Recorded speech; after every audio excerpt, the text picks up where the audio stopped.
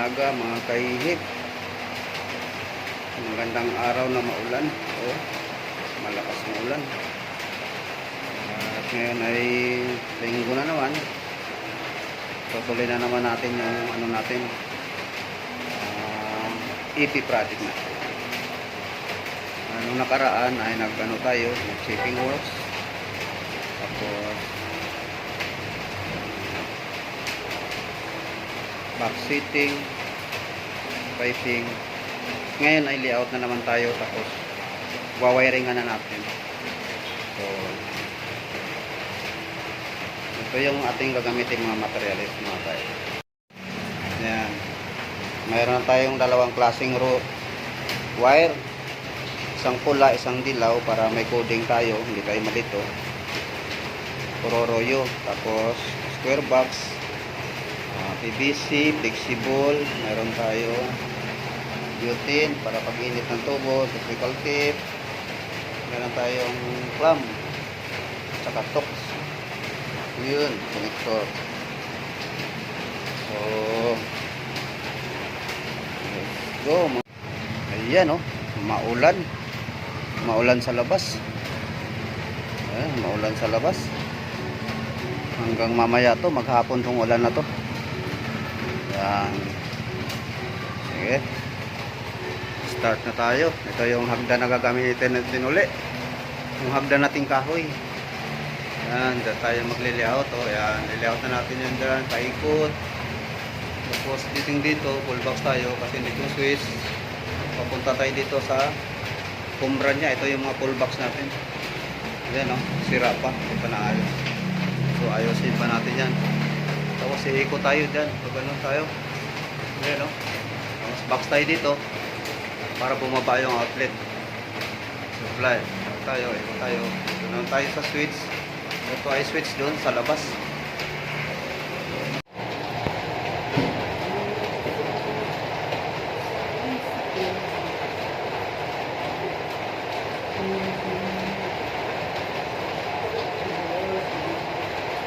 Wow!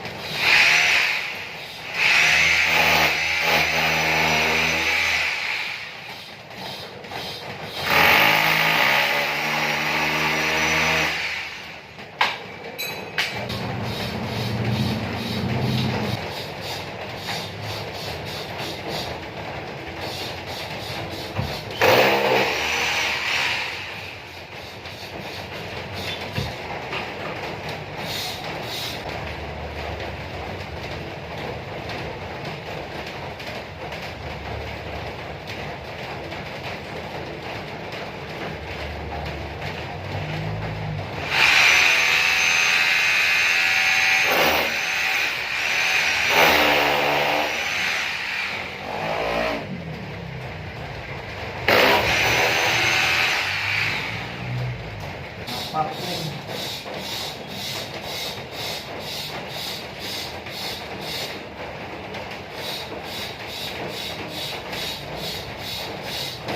Okay.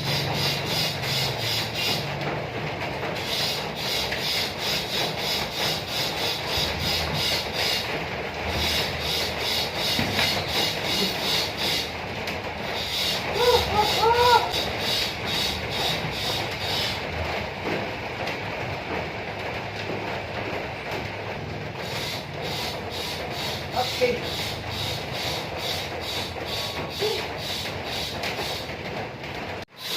So, napaikot na natin yung layout natin tubo. Ayan. Yun, no. Yun, no. Napaikot na. Ayan. So, ito na tayo. Oh, ito last. Process sa labas. So, mamaya, kawain na tayo. Kain muna tayo. Mga kain.